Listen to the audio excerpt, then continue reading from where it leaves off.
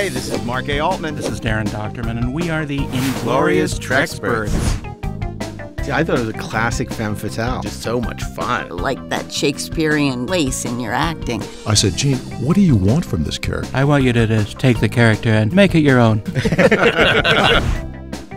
I had a good time on the film. On day one, the movie was already $15 million over budget. We started this movie without an ending. That's like painting yourself into a corner. I don't think we've ever had a Star Trek captain on our show. Being, as you said, number one on the call sheet, it is a producer's position if you're going to take it seriously. I was so glad they didn't cast me as Lorca.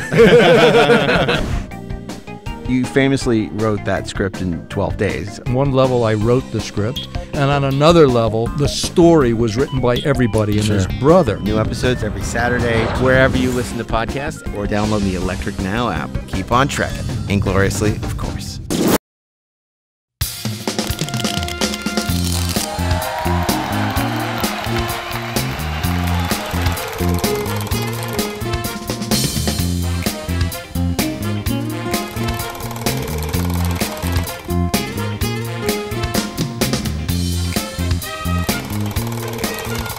Hey, everybody. Welcome to a special WonderCon at Home version of Best Movies Never Made, the podcast where we explore interesting and infamous movies that never made it to or through production.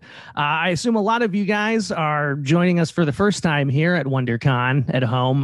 So we'll kind of introduce ourselves and what this podcast even is. My name is Josh Miller. My co-host here is Mr. Steven Scarlatta. How you doing, Josh? I'm doing pretty good. How about yourself? Hanging in there. And our special guest today is author Mark Edlitz. Hey guys. Thanks for having me. Happy to be here at WonderCon. Yes. And the topic today is going to be some unmade James Bond films. That's where we have Mark on. He is the author of two great books, The Many Lives of James Bond, and more importantly for this podcast, The Lost Adventures of James Bond, which we'll circle back to in a bit here. But again, since I imagine a lot of you, this is the first time you're seeing Best Movies Never Made, I think we can take a second to talk about what even an unmade movie is, what we mean by that. And the easiest way to put it is just that I think a lot of people are aware of this, but a lot of people aren't necessarily. That really for every movie that gets made, some people say there's 10 movies that don't get made, but the truth is I'd say there's probably like 50 or 100 movies that don't get made. I think this is very obvious with filmmakers like Spielberg or Guillermo del Toro, who are famous enough that anytime they're attached to anything, it gets announced in the press. And so it always gives this feeling of like, oh my God, this guy's making like 20 movies. And then a few years go by and you're like, whatever happened to half of those movies they were going to make? And they just kind of die in development limbo, or they run out of financing. The rights lapse. That's one of the most embarrassing reasons that happens a lot, is just that somebody wasn't paying attention and they no longer have the rights to do the movie anymore. And this podcast very specifically is an extension of an excellent documentary that my co-host Steven made called Jodorowsky's Dune. Steve, why don't you just kind of explain what that doc even is for those who haven't seen it? Oh, yeah. We just explored the unmade. Everyone knows of David Lynch's version of Dune based on Frank Herbert's novel, but we went before that, beyond that, to when Alejandro Jodorowsky tried to make it in the 1970s.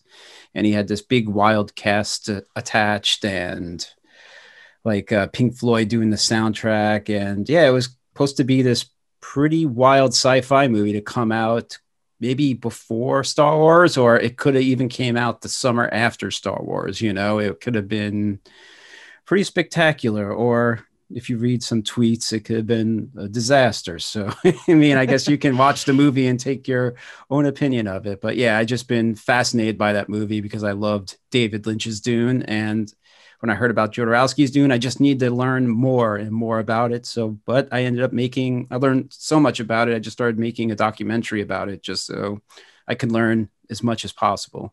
So that's where that came about. But yeah, it's been... But I've always been interested in unmade movies since Cinefantastique ran a little article on David Cronenberg's Total Recall, because Total Recall is one of my favorite Schwarzenegger movies.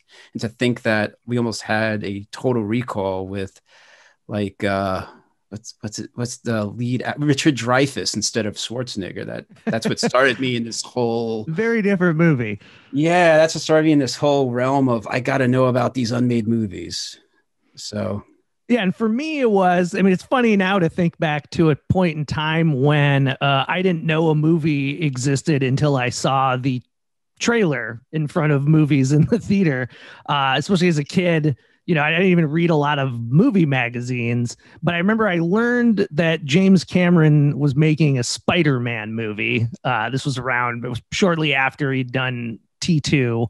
And I was so excited because Spider-Man was my favorite comic book. He was probably at least one of my top 5 favorite filmmakers at the time. And then just, you know, some years went by and he made other movies. And I was like, whatever happened to that Spider-Man movie? And then, you know, you get into this business. And I think everyone, at least anyone, writers or directors, producers, the first time it happens is when you really realize, like, oh, I see why there's so many unmade movies, because you get all excited because you think your movie's going to get made, and then it just kind of doesn't. You got your script, it's out there, people say they like it, and then just nothing happens with it.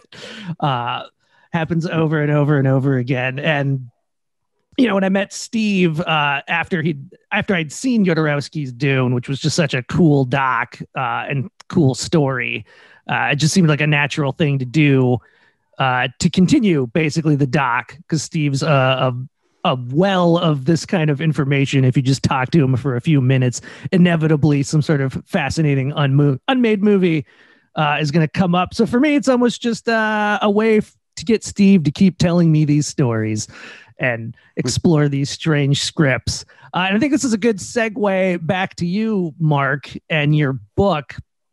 Because I imagine that when you were researching, you know, you're just writing a book about James Bond, and then you're probably stumbling upon all of these, like, oh, this was a movie they were gonna make and didn't. And actually, sorry, before you talk, quick plug back.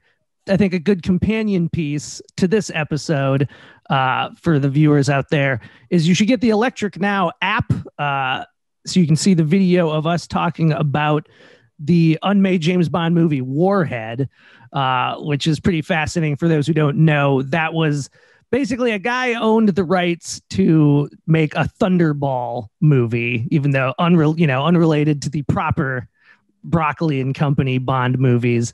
And he basically got Sean Connery involved to co-write this script. This movie eventually turned into Never Say Never Again, but in the 70s was going by many different titles. But you can hear that story on our Unmade James Bond Part 1 and 2.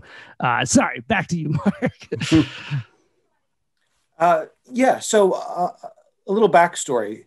I was writing a book which became known as The Many Lives of James Bond. And as I was writing that, I let my imagination and research take me in any direction it wanted. And then when I finished it and I had a publisher, I had something like 175,000 words, and the publisher wanted 75,000 words. So I had way too many words. And so I needed a way to sort of tie all that material together and have one theme for that book. That theme for that book was an examination of the character of James Bond as told through the creators. So it's interviews with Bond directors, screenwriters, and it's also an interview book with actors who have played James Bond, but it's actors who played James Bond in different media. So it's not just the films, it's films, television, radio, video games, etc. So all that was The Many Lives of James Bond. But I had all this other material. And that other material was about Bond's lost adventures. And I define lost adventures sort of loosely, but it really means Bond films that were unmade, out of print, or simply forgotten because they're no longer available to the public. Something that's a Bond adventure that's no longer available to the public is something like James Bond Jr., which we could talk about later. But in terms of James Bond films, that became the first quarter of this book, The Lost Adventures of James Bond. And I guess, you know, I always think it's kind of interesting. How did you get hooked on Bond as a kid? Well, your first Bond movie really informs how you view the series. And my dad and mom took me to see Moonraker. And so my first Bond, who informed how I thought all Bonds were supposed to be, was initially Moonraker, which is, as everyone knows, is an over-the-top space fantasy. It's great when you're a kid, though. Yeah, it's perfect when you're a kid. And then the one after that was For Your Eyes Only, which is the down-to-earth, gritty, violent Bond, violent relative for Roger Moore. And so what was sort of so great about that for me is that I didn't have one preconceived notion of what a Bond film was. They could be over the top and silly, although I didn't think of it as silly at the time, as Moonraker, or they could be more realistic and gritty like For Your Eyes Only. There's not one way to make a Bond movie. Yeah. How about you, Steve? Oh, no, the first one I'm like Mark. The first one I saw theatrically was Moonraker, but my favorite Bond was the first one I ever saw, and that was The Spy Who Loved Me. And I saw that like on network television, and then Moonraker was happening to come out right after I watched it on TV. But that's my favorite Bond, and Roger Moore is my favorite Bond. And as we'll get into, I think Dalton might be my second for some. I'm sorry, I get a lot of crap for that, but anyway, yeah, I love Roger Moore movies because they were, those were the types of movies I was growing up watching. Man with the Golden Gun had like the martial arts, and Live and Let Die is just insane. It's like cinematic madness, those films, in a way. They were just but they were like, I was watching genre movies growing up. I only had a few channels, and during the day they'd show crazy genre movies, and that was in my brain. And that's what those Bonds were like. Also, they kind of played to the times. Like Moonraker was Star Wars. And like when we reviewed Warhead, they were trying to make Star Wars underwater with mechanical sharks. So it's pretty funny how the times back then we're going with the Bond films. Yeah, I was going to say, I forgot to mention that when I was talking about Warhead, is that is the defining feature of the movie. I'd say that they eventually removed when they converted it into Never Say Never Again, which is robot sharks. Robot sharks that are going to blow up Manhattan or whatever city it was. No, absolutely. Yeah. It's such a big world because Fleming wrote so many books and there's so many movies that in some ways it's almost interesting that there aren't more unmade James Bond movies. Like when I really started paying attention to this for the podcast and digging into it, it makes sense because they just never stop making the movies. They're always moving forward.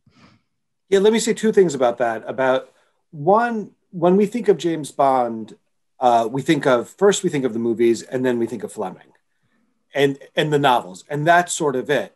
But one of the things that's so much fun for real hardcore Bond fans is that those things are just the tip of the iceberg. There's more James Bond comics, for instance, than there are Bond novels or movies together. If you were to combine all other forms of James Bond storytelling, James Bond comics would be the greatest. I know that we're going to stick to we'll start mostly in movies, but there's a James Bond comic where they have Sean Connery's likeness where he's fighting a Yeti, like this James Bond versus a Bigfoot creature. So if you don't mind, if you're not a Fleming purist, there's James Bond video games and radio shows and comics. There's all this choose your own adventures. One of them written by R.L. Stine, Goosebumps. Yeah. So there's this whole crazy world. But the other thing I want to say about the unmade James Bond and why there's not more unmade James Bond is something Bruce Fierstein, the three-time screenwriter, told me when I was researching my first book.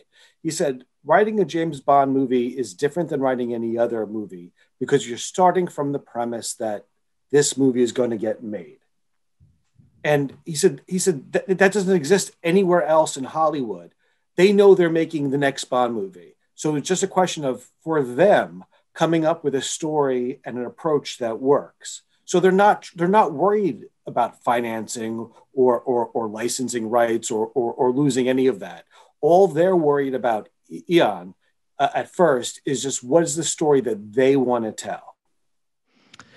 enviable. I now realized, again, apologies, not used to having to introduce ourselves so much at the top of the show, but I failed to introduce myself really as I wrote the Sonic the Hedgehog movie.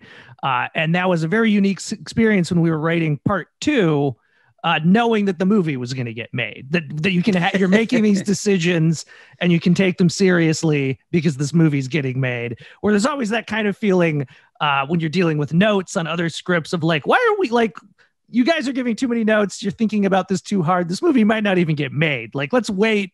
We can really dig into the script if we get financing and it's moving forward. But it was strange just from the get-go being like, yep, part 2, let's go.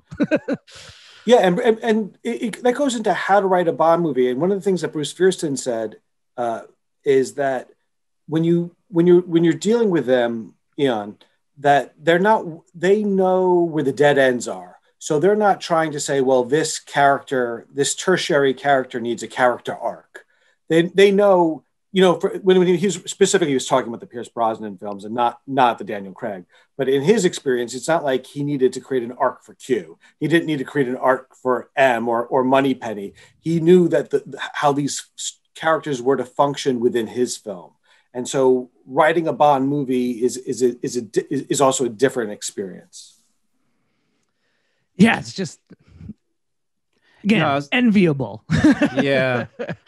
And what I love about your book, first off, is the cover, because it's Timothy Dalton's on the cover, and it's this great visual of like, it's like he's being faded away or something. It's just, I love the cover of your book, man, because immediately when I see it, I'm like, Timothy Dalton, like, he's like the Boba Fett of James Bond's for me, because it's just like, he's so mysterious. I never got enough of him. And I just love that cover, the cover art of it. Right. Thank you. It's Sean Longmore who did this fabulous cover of Timothy Dalton, Bond in his classic tux. Wait, hold the book back up while you're talking. And doing the it's sort of like a Thanos snap, where you see Dalton disappearing into the ether, indicating that's, as his movies did. They just sort of disappeared. Well, and one of the reasons we wanted to have you on, and we're kind of so excited to discover this book existing, is when we were doing our previous Unmade Bond episodes. We try not to do too much just like rumor, hearsay information, especially because so very often it turns out to not be true. But we weren't able to find that much information about the unmade Dalton films, of which we knew there was at least one. And then I loved opening your book and seeing in the, table of contents, it's like, oh, there's like 4 different Dalton attempts. And it as you're saying, these movies just keep getting made. And it's kind of interesting that in some ways that's really the only moment, it seems like, in Bond history where it got caught up in what you might call development hell. Right. So let me take you through a little bit of how Dalton got to where he only did 2 films. So obviously he did The Living Daylights, which was a typical James Bond adventure.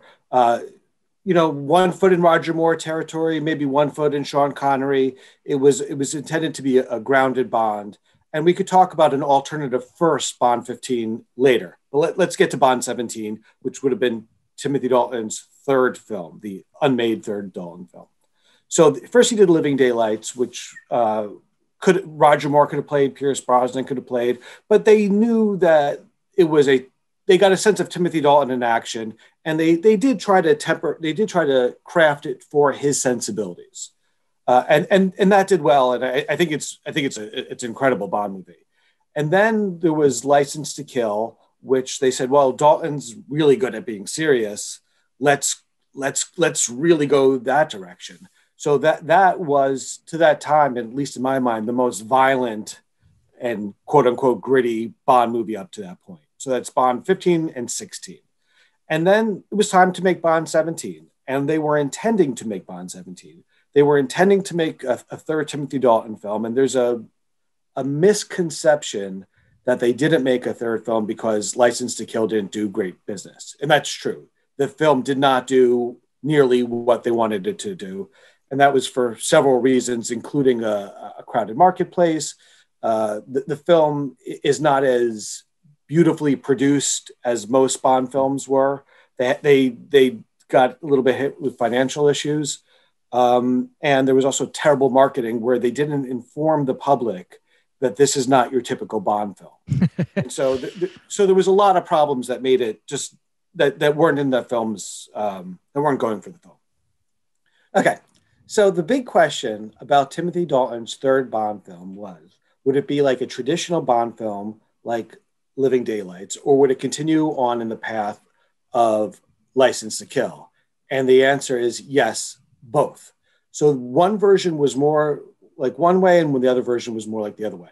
So Michael G. Wilson hired Alphonse Ruggiero, who, when people write about Alphonse Ruggiero, they always credit his Miami Vice, who was a writer on Miami Vice. And they thought, well, that's why they hired this guy.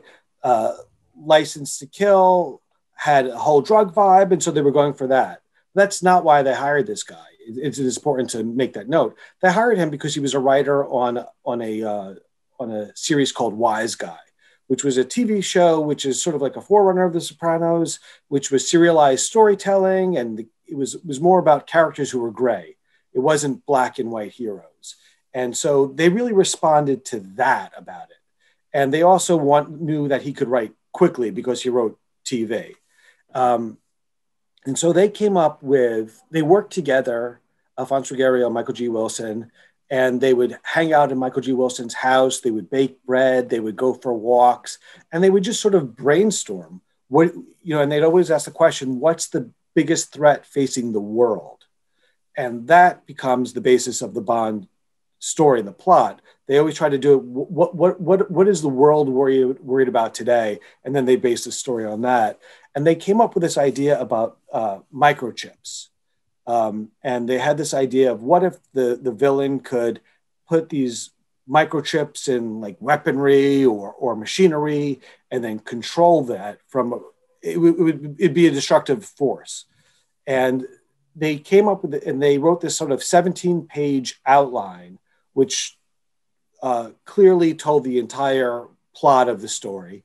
And it was really great. I mean, it would have really made a fantastic film. And the thing that most people just take from this 17-page outline and sort of disregard the rest is this idea of, because it was about advanced technology and robotics, they had this character called Nan, N-A-N, however you want to pronounce that, who is the villain's assistant.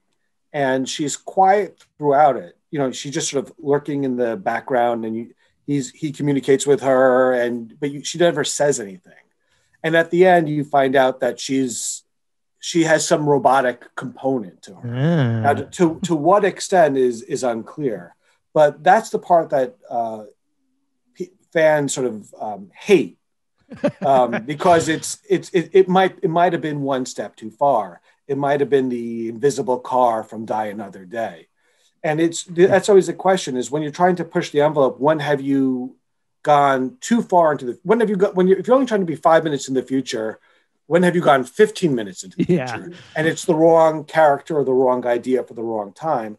But if you look at something like Hobbs and Shaw, there is sort of a enhanced character, and it works within that, within the film. And the other thing to remember when you think about the work and sort of evaluate it is they haven't done this. This was an idea that they used for Bond 17, but didn't. And they didn't use it for 18, 19, 20, or 21, or wherever we are now, 24, 25. So these are, and that's another one that I think is important when we discuss these unmade Bond films or any unmade film, is we're looking at ideas that they've had that they're trying out. And so this is their thinking. They're like, will this work? And then they said, well, you know what? I don't think it does work because they didn't use it. But it's important to remember that these things that we look at, these outlines, these scripts, are just a moment in time of what they're thinking. And we're not seeing the conversations that are taking place offline. And it's really important as fans, how we evaluate this material, that we're putting it in some sort of context because we don't have everything. Yeah. Oh, that's wild because I love that Tom Selleck movie Runaway, and just to think that we almost had a third Bond movie with Dalton. But like really quick, like when you went back and you talked about Timothy Dalton didn't make the third movie because it's not like, it's not because of License to Kill. Like just really quick, I was just kind of curious of this, but when The Living Daylights came out, it came out in the summer of '87, July 31st, and it was first place for like 2-3 weeks. 2 weeks it was first place, and then the third week it dropped to second. Like it made 50 million here, 50 million worldwide for '87, and then 2 years later, '89 July is when License to Kill came out, and it debuted in fourth place, and it only grossed 34 million. Like Lethal Weapon was on its second week, that beat it. Batman was on its fourth weekend, that beat it. And Honey, I Shrunk the Kids was on its fourth week and beat it. It debuted in fourth place. And you saw a similar thing kind of happened with Rambo 3, right? It was just kind of, you could tell people were maybe getting 80s shoot 'em up fatigue. But it's like the most canon James Bond movie, License to Kill. I mean, but that's why I love it. I love that film. But now I'm looking at this timeline of like the events of how this happened, like July, the third Bond movie, this robotic one, how wild. It could have came out summer 1990 or summer 1991. It could have came out the same summer as Total Recall or Robocop 2, or it could have came out the same summer as Terminator 2. So in a way, even though it's like, I think when Indiana Jones went up against like UFOs, I think that was taking it a little bit too far, but I'm kind of curious to see how they would have toned this Dalton robotic thing, and especially it coming out during one of those summers where I think sci-fi was accepted. So, I mean, I think they did have their finger in a pulse in some way, but I guess I'm a Dalton apologist, so I don't know. No, I think that's a good point, that it was sort of in the air. If you're referring to all those films, Robocop and T2, where they were, the whole film was intended to be about cutting edge technology. And there's the character Rodin, Rodin, is this black clad figure with a helmet, and you don't see him, but he's got all this high tech weaponry on him, and he's got this gun that comes out of the side and shoots up and then automatically aims. So and the building where the bad guy in is also a smart building, where it's sort of like a smartphone, but for a building.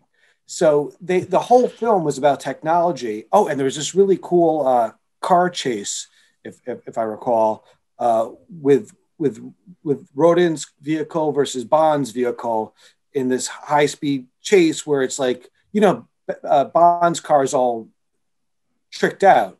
And so is the bad guy. So it's these two sort of super cars competing against each other. So within the context of like pushing technology, and what it could do at the time, it was like, well, what if that became sort of a part of the person? Now, the one thing also about the robot is that the outline begins with the thing saying none of the characters are robots. And when I was talking to Alphonse, I Rogaria, the writer, I was like, was she supposed to be like a complete full Terminator? And he's like, that's not my memory of it. But when you get to the part in the 17-page treatment, it's like they sort of suggest that she is. So I think it was also meant to be a little bit vague. Like if you think of the end of Live and Let Die, where Baron Samedi's, he's been killed. He's been killed several times in the movie. And then at the end, he's on the train in the front, laughing. And it's unexplained. You don't know why he's alive, but you go, he's alive. So I feel like there is a pathway for Bond movies where this sort of unexplained thing sort of works. Yeah, I mean, kind of even building up what Steve was saying, and you're saying, I would have accepted, especially in that era of Bond movies, because like you guys, I also grew up with all the Roger Moore ones on TV, and those got very silly in some of them. I would have totally accepted a cyborg character in a James Bond movie. Probably not now. I can't really imagine the current Bond movies having a cyborg, but Timothy Dalton could have fought a cyborg. Yeah. So then, so what came next then? What's the evolution beyond that? So there were two writers who most famously wrote "Stop or My Mom Will Shoot," who wrote a different version of Bond 17. So that's one version with Non, which is the most sort of exciting thing to talk about, but I don't want to dismiss it because of this one element. But so that's one version. And then they wrote a completely different version using similar elements. Wait, this is the Save the Cat guy? I'm forgetting his name at the moment. I was thinking that too, yeah. No, these are Stop, My Mom Will Shoot, Davies and Osborne.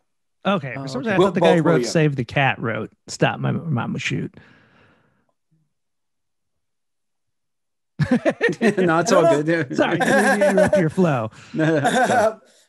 So they took the outline and turned it into a screenplay, keeping some of the elements, but they made it more of, they went even more Roger Moore in terms of, they really made this for their version of Bond 17 like a pure action comedy. And the opening pre-title sequence, which I think was just a placeholder, but it's basically Bond waking up in a room, looking after a night of partying and looking himself in the mirror and saying like, I'm too old for this stuff. And then taking Alka-Seltzer. So I think that was like a placeholder, pre-title sequence and not the real thing. But that was the sort of the tone and tenor of this film. Bond feeling I'm too old for this stuff. And sort of, is there still a place for me in society? I mean, as a professional, does the world still need a problem eliminator, like me, or is my time past? And so there's a lot of like, I'm too old for that stuff jokes. And that's like that's the through line of that movie, is Bond getting his mojo back, which happily he does. Does he make a meal by putting it all in a blender, emptying his whole fridge and putting every content in the blender? As one does. Yeah, as one does in those movies. Anyway, that's what I was thinking of when you were saying that. Timothy Dalton doing that. There's one scene where he hides in a rodeo. So he dons a cowboy disguise. So Timothy Dalton as a cowboy, as James Bond, it's meant to be like as a silly sort of fish out of water thing. But I actually like the idea of Timothy Dalton as a cowboy. If you could vamp for 1 second, let me see if I can.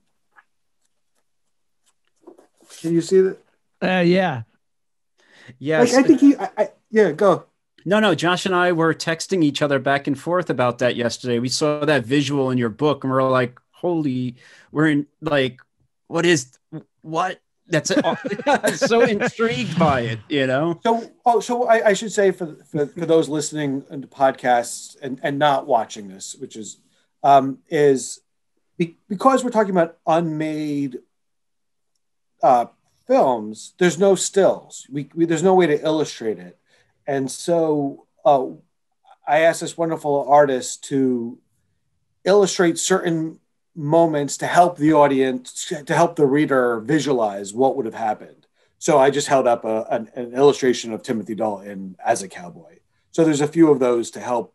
There's another one where when Bond enters a facility where in this version, the Davies Osborne version, where he squares off against this robotic security guard, which he dismissively calls R2D2 and then shoots. So they did for a short while use this advanced technology element, but then it really became sort of a real action comedy where Bond is, I don't want to say inept, but he's not operating at his full capabilities. So sometimes he's the butt of the joke. There's this one moment where this version is about this high-tech plane. That one, the first one was about microchips. This was about a plane, and Bond jumps out of the plane into like the swimming pool on the top of a hotel, and he sees Q and his partner, and he's like, "Did you see that? Did you see what I did? Isn't that incredible?" Which is sort of a something you wouldn't expect. At least for me, I wouldn't expect Bond to say that. Yeah, but the thing about this joke, yeah, like wow, look at me. But the thing about even that is that's them trying out jokes. That's the writers trying out jokes, and you could easily take out those jokes. This is one draft that they wrote, and it didn't go through the process of another draft and then studio notes and then shooting it and then table reads. So all that stuff, if you see a joke that you didn't like, that's with these Bond films, the plots are always sort of vaguely incomprehensible to me. If you were to ask the average person on the street and me, tell me this plot of any James Bond movie, I could probably tell you Goldfinger a little bit better. I was just going to say Goldfinger. but can you explain Diamonds Are Forever? Or, I mean, they're dense and absurd and, hard to really get your head around. You're not really there for a Bond movie for the plot. You're there for to hang out with James Bond as he figures things out and goes through situations. Mm-hmm. And at the end of this version, he's in bed and he's like, "Oh, did I ever tell you about my time with Goldfinger and Odd Job?"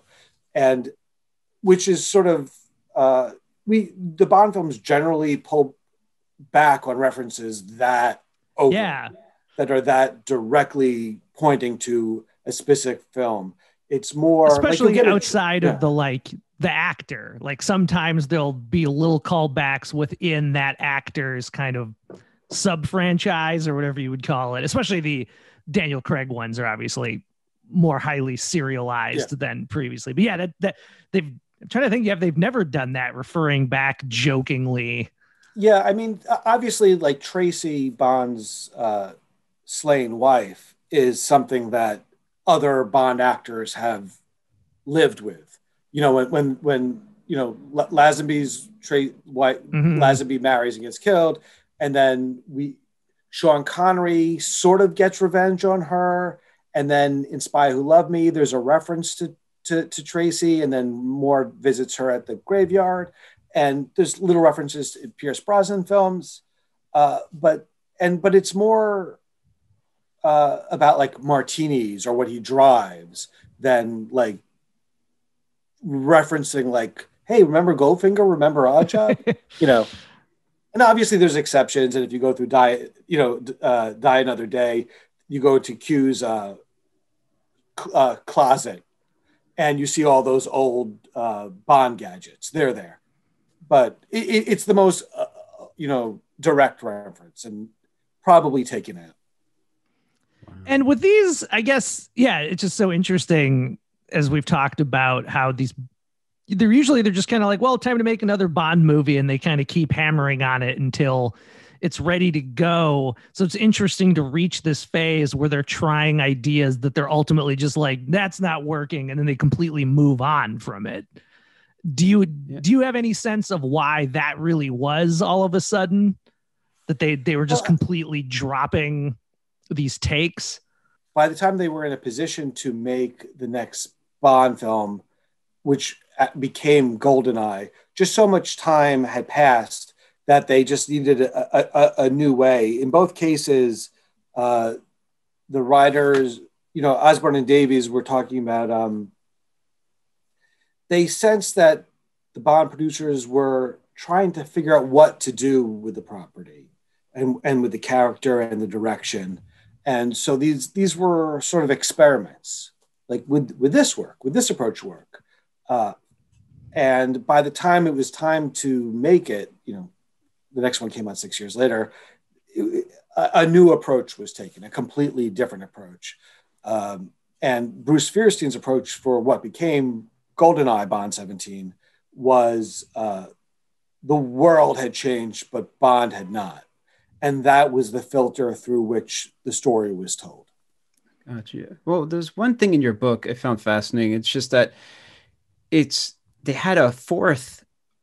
They were working on a fourth Dalton before the third was coming out, or I thought that was how they conceived a fourth film. Well, was this a reunion with death? Indeed. So one of the biggest discoveries of my book, Lost Adventures of James Bond, is that not, you know, I'm as a Bond fan, I always think about the third Dalton film. What would that have been like? But there was a fourth Dalton film. Like, how cool is that? They were planning a fourth Dalton film. And so one of the things that we talk about as fans is how come we don't get Bond films more frequently? When Bond first started, you know, in the 60s, you could see a film every year or every other year. And now it's 2 to 3, and with Craig, even longer. Obviously, this Die Another Day is a special situation, but there were increasingly long periods of time between films. But so the Bond producers were like, wait a minute, while we're working on Dalton's third film, let's also work on his fourth. We'll get a head start on the game. And it's important to note that just shows you how much confidence they had in Dalton, in that they were backing their horse, you know. So in 1990 or so, it's either 90 or 91, Variety wrote an article saying that John Cork and Richard Smith were announced to separately write ideas for Dalton's fourth Bond movie. John Cork is a noted Bond scholar who has produced a number of books and documentaries on Bond, and he really, really knows his Bond. So he came up with a whole bunch of ideas and presented them, and nothing happened. Separately from that, Richard Smith was working on ideas. Richard Smith, in that Variety article, was referred to as Richard Smith, a writer, an actor, a producer, and a makeup artist. So to track down Richard Smith, I went looking for everyone IMDb whose name is Richard Smith, who was either a writer, actor, makeup artist, or producer. There's a lot of Richard Smith. I was going to say. Oh man, dude, that's insane. Yeah, so some of these things for the Alphonse Ruggiero interview, it took me years to track him down, like literally years. And when I track him down and then get him to agree to an interview and then set a time, and when I called him, the phone rings and he goes, "Are you surprised I answered?" Because I was. I didn't think I was going to talk to this guy. I tried for years to track him down and get him to talk. And so this was sort of the same case with Richard Smith and trying to get a hold of his wonderful outline for Bond 18, I guess, Dalton's fourth.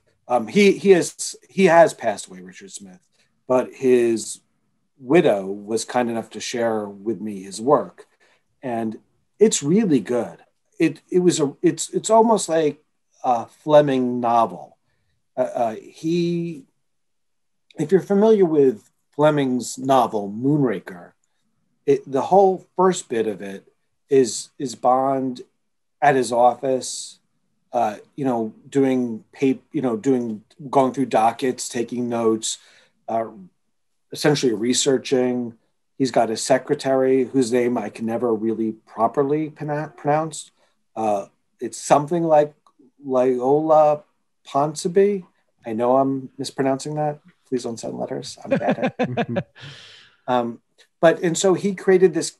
He brought her. Richard Smith brought her from the novels to the screenplay, and it's great because you do get a chance to see Bond between adventures, which is, just for that, I think it's exciting. Most of this reunion with death takes place in Japan, and it starts off with M is wounded, and that's what sort of drives Bond into action.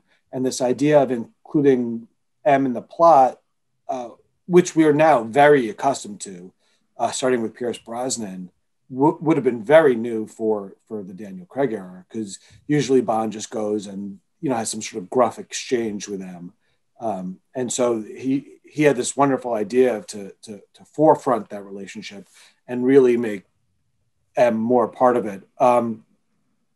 There's also a scene where Bond gets his fingers broken, and that's from Live and Let Die, the novel. And so Richard Smith was clearly a Dalton fan and an Ian Fleming novel fan. But you wonder, like, would we have seen that?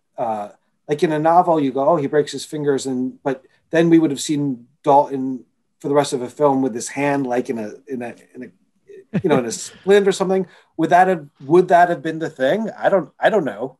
But it's an indication of what he was pushing.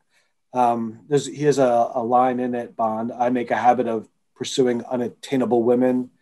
So there was also trying to get into his character. I think it's just wonderful.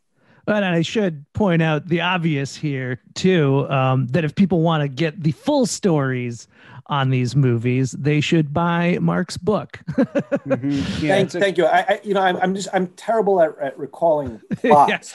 Yeah. No, you're teasing it, so they'll have to buy the book. And there's so much we didn't even get to. Well, I was actually going to say I've been watching the clock here, and we're closing in on the end of our WonderCon at home slot. And we'll continue talking with Mark about some other things that you can hear on the normal podcast. But for the WonderCon audience here, I think actually this works perfectly. Let's maybe wrap things up by talking about, you were saying there was another version of Dalton's first Bond movie that they obviously moved away from to make Living Daylights. Yes. So there is one more unmade Bond film to talk about now, although there's more in the book. This would have been a James Bond origin story, which would have told the story of how James Bond was recruited into the Secret Service and how he became a 00 agent. It would have had him pairing with an experienced 00 agent, sometimes called Bart Trevor, sometimes called Barton Trevor. The character would have been based on Trevor Burton and Trevor Howard and Richard Burton. So it was sort of an amalgamation of their names. And it would have started with a Bond who is sort of without focus in his life, and how he's recruited and how he goes to his family's estate, meets his Aunt Charmaine, his grandfather, who introduces him to M, and then M. And what's nice about this is that Bond is recruited to this assignment because he's a pilot and they need someone to fly. And he was a member of the Navy. He's a naval officer, Commander Bond is what he eventually becomes. So it's that's why they needed him. They just needed a pilot. And so he gets paired with this experienced agent who shows him the ropes, who sort of gives him a quick crash course in how to be a secret agent. And the lessons that he teaches Bond sort of become the Bond that we see. So it's sort of like James Bond Begins. Albert Broccoli, him and Harry Saltzman, as your listeners know, they started the Bond franchise, and he felt that audiences didn't want to see an inexperienced James Bond. They wanted to see a James Bond who was at the full height of his powers, and so they put aside this really, really great story, and they sort of had that same issue with Casino Royale, which they solved, which obviously Casino Royale, the 2006 version, told the story of how sort of Bond becomes the Bond that we know. But they solved that for the 2006 version by making Bond at full command of his powers, meaning he was totally adept at his job, but he was emotionally unformed and emotionally needed shaping. So I thought that was sort of an ingenious solution, but this is a fabulous origin story, and it would have ended with setting up Dr. No. So they would have really established the timeline. Oh, that's interesting. Well, I think that's a great place to wrap up the WonderCon portion of this episode. Mark, thank you so much. Maybe plug your book one last time, or both books, all your books. All my books. The book we've primarily been talking about is called The Lost Adventures of James Bond. I also wrote The Many Lives of James Bond. The Many Lives of James Bond, it has interviews with lots of Bond actors in film, television, video games, etc., radio. And this book, the Lost Adventures of James Bond, is about unmade Bond films, including those that we haven't spoken about, including that John Landis and Nicholas Meyer made.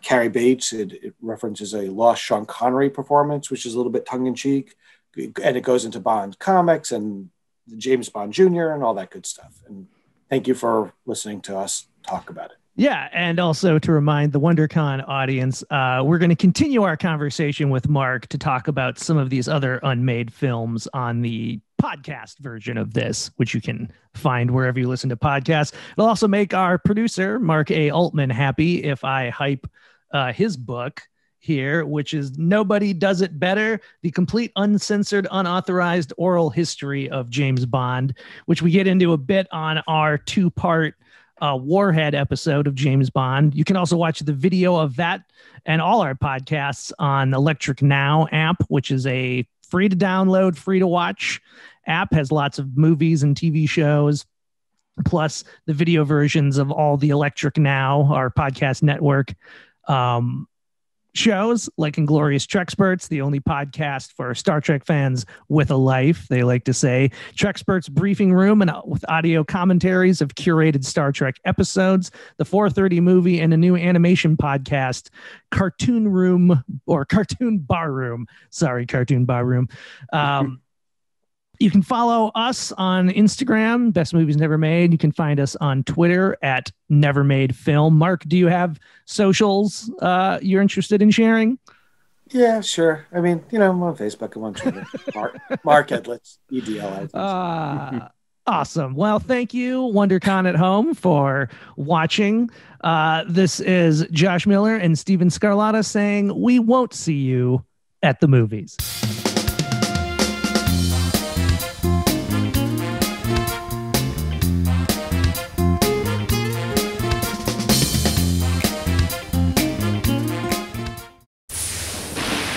Hey, this is Mark A. Altman. This is Darren Doctorman, and we are the Inglorious Treksperts.